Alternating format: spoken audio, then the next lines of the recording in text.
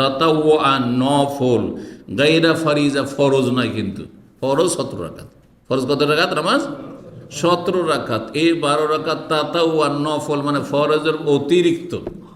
এই তাতাওয়ানের ব্যাখ্যা করে গায়রা ফারিজা ফরজ নাই, ফরজ ওয়াজিব মনে করবেন না, কিন্তু পড়লে অনেক নেকি রয়েছে।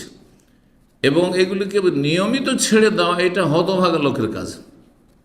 এটা এমন দুর্বল ইমানের মানুষের কাজ যার বেশি নেকির প্রয়োজন নেই, হয়তো ও গরজ মনে করে না নেকি, অথচ পয়সার পিছনে মরিয়া ছুটছে, একটা পয়সা যেখানে সেখানে ছুটে বেড়াচ্ছে।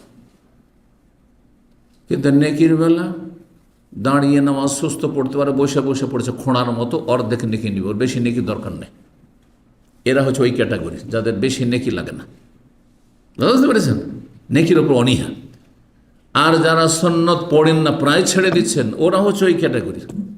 কিন্তু মাঝে মধ্যে যদি ছেড়ে দেন, ক্লান্ত আছি, ব্যস্ত আছি, জরুরি নয় কাজা করা, কাজা করতে পারলে ভালো। নবী সাল্লাল্লাহু আলাইহি সাল্লাম জোহরের কাজা আসর পরে করেছেন, সুতরাং এটাতে প্রমাণিত হচ্ছে কাজা করতে পারেন আপনি।